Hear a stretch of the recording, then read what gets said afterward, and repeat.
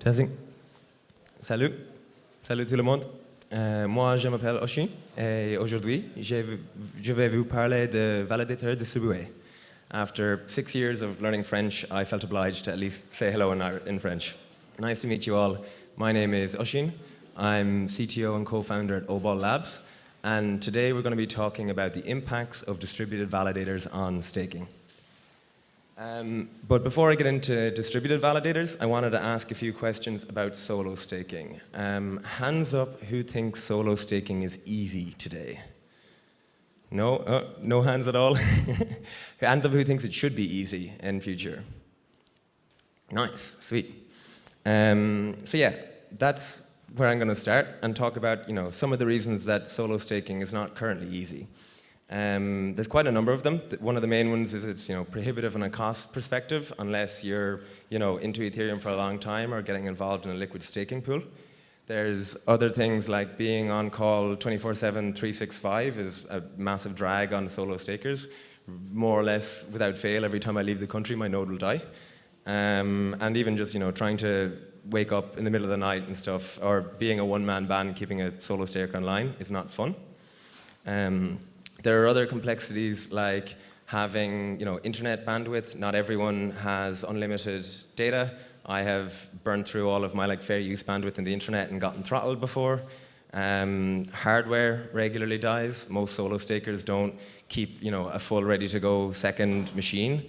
And the meme I have here caught me this week. My Nethermind fully filled up my disk, and I was like, cool, I can prune it. And then it was like, no, you need 200 gigs of free disk to prune. So I was kind of completely screwed and just had to kill the machine and was offline for 24 hours till I resynced a node. Keeping up versions, that's also important, but even just generally, it's quite technical to get a node set up, and even more technical to kind of keep it high uptime, auto restart, self-healing. Particularly, people sometimes try and run keys in two places and get slashed. Please don't do that. But generally, solo staking right now isn't as easy as it could be, and I'm hoping that distributed validators will change that. However, before I talk a bit about distributed validators, I wanted to briefly kind of tell you a bit about how I kind of got here. I joined Consensus in 2018, and around DevCon 4, I had kind of started to appreciate how much energy was being used by proof of work, and I was like, oh, what are we going to do about it? And the Serenity design came out, which was the original ETH proof of stake design, and that had a 1,500 Ether minimum. And slashing it wasn't clear, but it was pretty obvious you could lose all of that if you got slashed, or it was still being worked out. And at the time, 1,500 ETH was like $500,000, and with the risk of losing it all, I wrote this article saying, I don't know about you guys, but most rational people will outsource this if it's like a $500,000 risk that it's not your core business, you're not going to do it. And my big fear was that sooner or later there would be 90% of stake running on a small handful of providers. That was kind of my fear up until about a year later at DevCon 5. These two gentlemen, Donkrad and Carl from the Ethereum Foundation, over that year, Ethereum decided to move to the BLS signature scheme for ETH2. And what that allowed is mainly it allowed the stake to come down to 32 Ether. But what the EF researchers were also aware of is you could do signature addition or signature aggregation with BLS, which was not something you could do with the previous elliptic curve. And this allowed them to give this talk on what they call trustless validation. I have moved away from calling it trustless validation because there's still plenty of trust involved in staking of all types.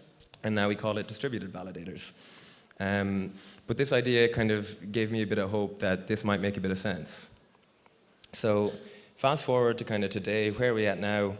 So I've been worrying about proof of stake since 2018, and Trustless Validators as a community was established after DevCon 5, and Obol as a project, we've been on the go since early 2021.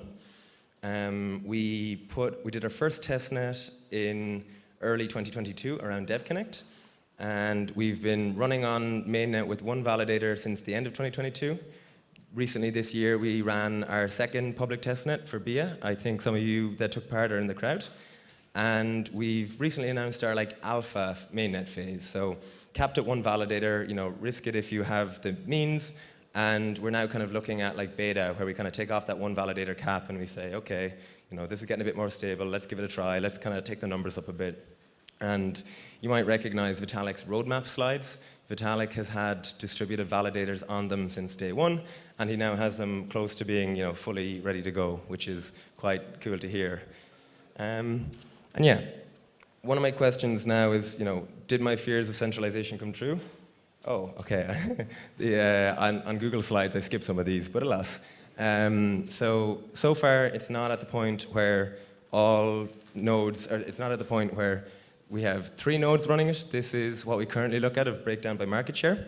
We have 54% across 5 entities. I think this is if you count Lido as its own one. And then even in the staking types, we have LSPs make up a very large amount. Solo stakers, according to Rated, is around 6.5%, which we're hoping we can kind of do better about. Apologies, I'm going to skip a couple of these slides that I had on to be disappeared. But how do we improve staking for like solo staking and its decentralization? For me, we're starting to use the word squad staking a lot. Bankless and David Hoffman came up with a good meme, and we're trying to kind of spread it more widely and get more people running in squads as opposed to solo staking on their own. So what are DVs and how do they make solo staking more accessible? A distributed validator, the easiest way to think of it is like a multisig. Most people in this room, I assume, know what a multisig is. Particularly, it's usually one with more than 2/3 need to sign something. And what's novel here is you do not need all of the nodes online all at once. This is something that will allow people to run at home with fault tolerance, have machines die, but still have hopefully 3 nines of uptime. What sort of advantages does this present? This allows people to have high uptime and high effectiveness. Regularly, solo stakers don't have super good effectiveness because they keep their peers kind of small, and that can impact their inclusion distance and sometimes raise the chance of missing attestations and even worse, missing proposals. When you have multiple nodes that all broadcasted at the same time, so far the data is showing us that the inclusion distance regularly works out very favorably, and that you have a better chance of actually getting included when you're running in a DV than running on your own. It also, massively reduces the maintenance pain. I kind of gave you my example of my node dying. I was running a solo validator on that. It was off for 24 hours. The DV was not. It just stayed online. And then coming on to the kind of the liquid staking tokens, or liquid staking protocol side of things, liquid staking protocols would really love to have lots of solo stakers and to have a really diversified operator set. But so far, you have to give your entire stake to one operator, and they can kind of go offline, they can kind of withhold. There's quite a lot of risk and trust. So a lot of the liquid staking protocols either stay with curated operators and only pick people with kind of cash flow, name recognition, are likely to be around for a long time, or they have very high collateral requirements, and that's the kind of other workaround. However, with distributed validators, and you not being a total person running the validator, you're just one piece, you can then instead, have a lower risk of taking in a solo stake or to take people into running a cluster. And you can also, split the collateral requirements or even just kind of reduce them more generally because any one, machine going offline shouldn't be too fatal. So, is this all theory yet, or where are we at in terms of, seeing this being adopted and seeing the impact of distributed validators on stake? The first one I want to talk about is Operation Solo Staker. So Operation Solo Staker is an initiative by EtherFi, Dapnode, Avado, and Obol. And the idea is to get more solo stakers taking part in LSPs. So far, I think we've shipped about 12 machines to people, and there's about 100 more on the way. If you have interest, I think they are opening up signups again. There's an event on Wednesday to go chat about it.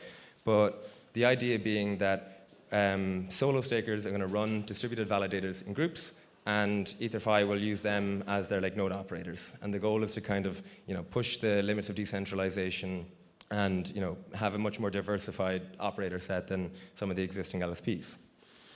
In a similar manner, Lido have also been working on bringing solo stakers into their operator set. They've recently upgraded to version 2, which introduces the idea of modules. And these modules intend to have kind of different purposes, and pretty high up the list is having a distributed validator module that brings in solo stakers. Over the long run, the goal is to have permissionless, bonded access to the Lido operator pool. But before then, what I alluded to about mixing professionals and amateurs in a distributed validator is kind of what they're looking at first. And recently we finished the second testnet with them in this regard. We had 41 home stakers or solo stakers or like new entrants, which is more than 100% of the existing Lido operator set. They were partnered up with 12 of the professionals to run 10 clusters, I believe. And they ran for about 60 days, and the performance was net indistinguishable from kind of some of the best operators on Gurley. And yeah, so far so good. We're now kind of in talks about planning how we put this on Mainnet and how we kind of start to like actually bring solo stakers into Lido. And then another example we had recently of distributed validators keeping things online. In about a month or two ago now, there was Ethereum lost finality. There was an issue with kind of really old messages screwing up with some of the clients that kind of caused them to lag horribly and like miss their slots. At the time, we had a small number of mainnet validators on, and none of them missed their attestations. Granted, we had a bit of kind of an overrepresentation of Lighthouse. If Lighthouse had an issue, it probably wouldn't have been as well. But the idea of being able to hedge your client risk in a DV was at least somewhat shown there, and I'm hoping that we'll get more of these data points the more there are kind of bumps along the road. Hopefully no bump too serious. So one of the other things I wanted to talk about is what are we doing to harden DVs, get them all ready. I mentioned that we're in alpha, so what's the kind of like the security of this like? I'm happy to announce that we've recently finished our first audit with Sigma Prime of the Charon codebase. It'll be published recently. I think there's a QR code there for you guys if you want to investigate it early. It'll be going out in the blogs fairly soon. Very happy with how that went. It, I think, uncovered 2 critical 5 highs or 3 highs. It's there, 5 highs. And yeah, that's all been merged. All of the changes are out in our current V16 release. We just haven't published it yet. And as well as that, we also have quite a number of other security-related initiatives going on. One of the things we've done is a review of our software development lifecycle with the Ethereal Ventures team. The software development lifecycle and also the employee OPSEC is ones that I spend quite a lot of time on. A lot of people kind of really focus on finding bugs in clients, but the vast majority of the hacks these days are compromising some DevOps who has access to keys or getting into like the supply chain that way. So we do a lot of time bolting things down, making sure that there's not a lot of harm that can come to it. There's an interesting blog on our site around our architecture where Charon does not actually have access to the private keys once you're up and running. So even worst case scenario, our software is entirely compromised. You should end up with a liveness risk, not a safety risk, because we shouldn't have access to the private keys. The other things we're doing are Solidity audits. Should be announced shortly. If there are any auditors in the room that want to come chase me, please do. And we're also pen testing our Launchpad, which some of you may be familiar with. This is the UI where people kind of create their distributed validators.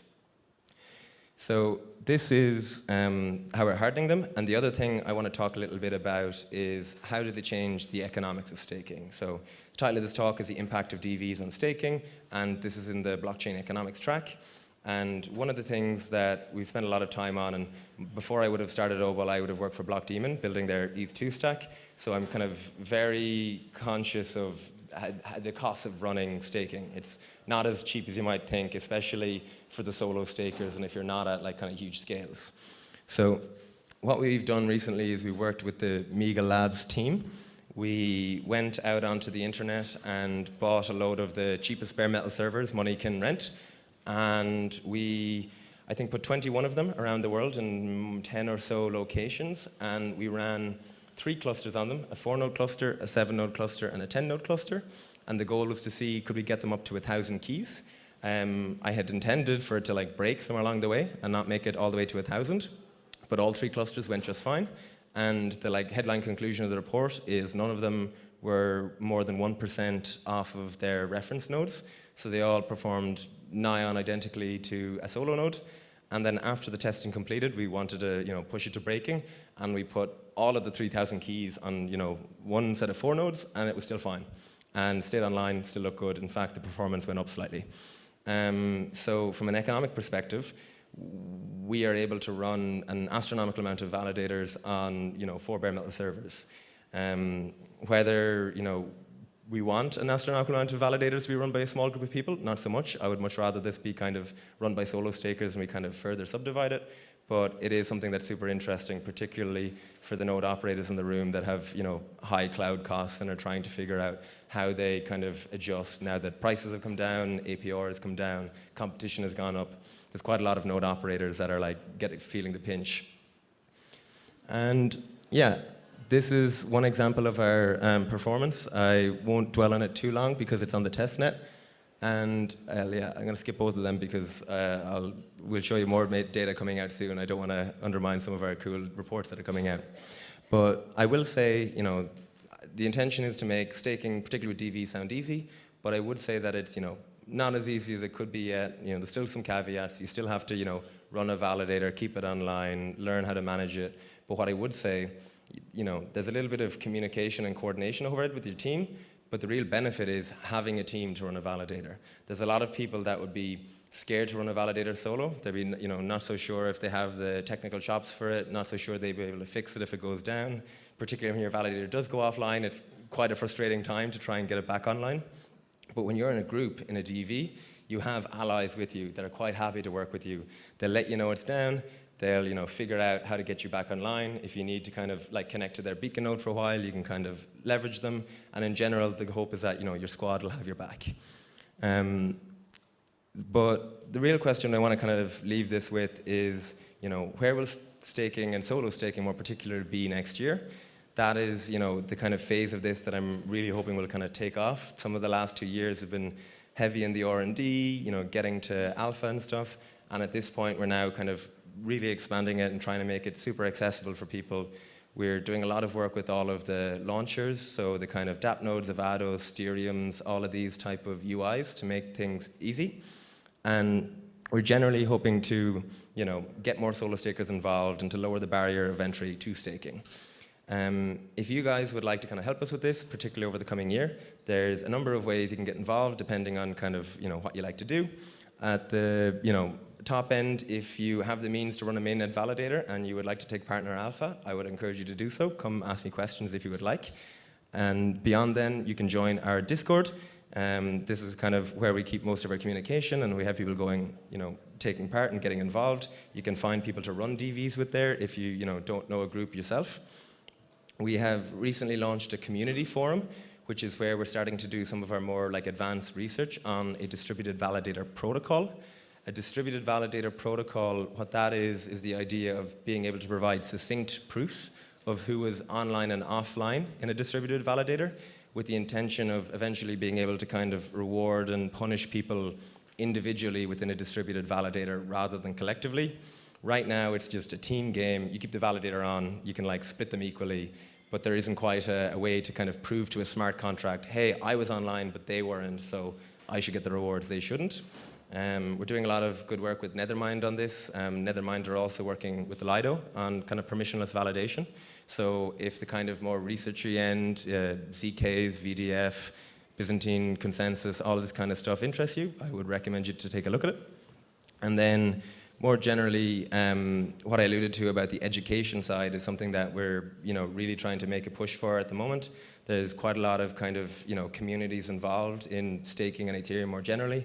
Regularly, there's the ETHStaker community, ETHLATAM, Kipu nodes, SheFi. There's groups all over the place that are trying to kind of promote Ethereum for their community or their special interest. We would love to work with you guys to make DVs accessible for your kind of group.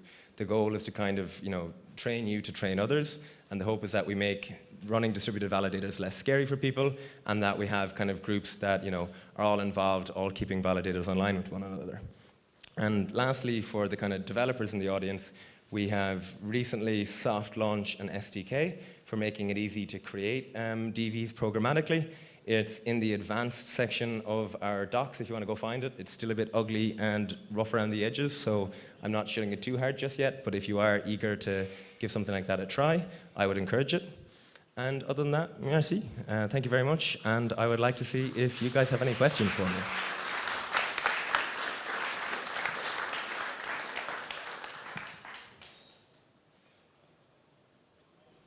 Go on, someone throw up a hand there.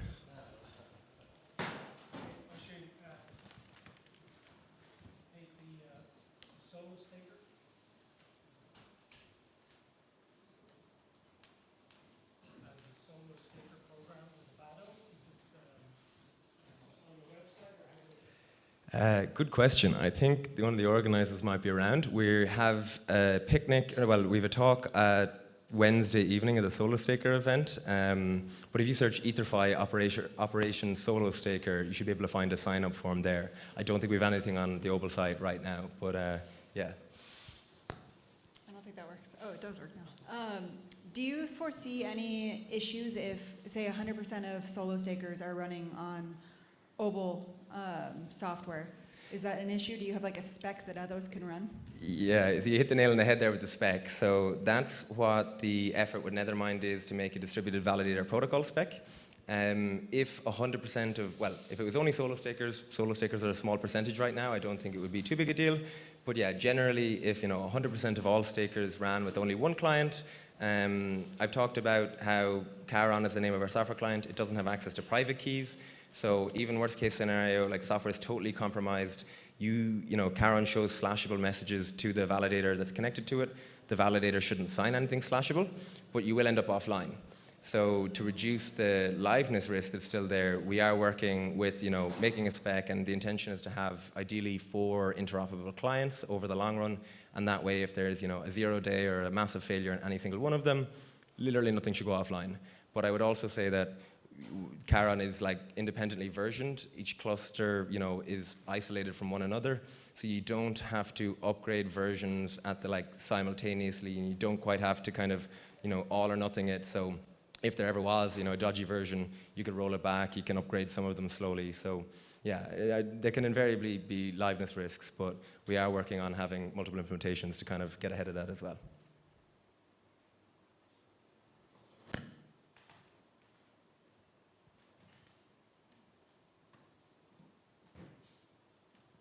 Any last questions? Speak now or find me after. Okay, I think, oh, no, last minute. I have a loud voice, thanks. Can you tell more about these boxes that you distribute for solo staking? Like, how does it work? Basically, what does it require from a person who runs it? And what's the experience of the 6 users that are now Yeah. I hope some of them will make themselves known afterwards and give us a bit of info about what it's been running. So the idea, my understanding, is that EtherFi are the ones that are swallowing the cost of sending out these machines, and that you would gradually earn your way out of that by, they keep the rewards, and that's kind of how you kind of get in and you start earning your keep. And yeah, that's effectively the means. Is EtherFi, they have the ETH, they're looking for node operators, they want solo stakers, so they will send you a box if you kind of prove you are a solo staker and that you're credible. As for actually what it's been like, I think Iridian might be around somewhere, but he's been working with the teams, getting them set up. They have Avado and DAppNode packages, and I think they're at least running on Gurley. I saw one proposed a block recently, so that's a good sign, and I think the hope is to start spinning them up on Mainnet fairly shortly. I don't know if that's another hand or if that's just a wave. No, probably not. Anyone else? Last questions? Okay, won't give you as much time this time. Thank you very much, all. You can come find me afterwards.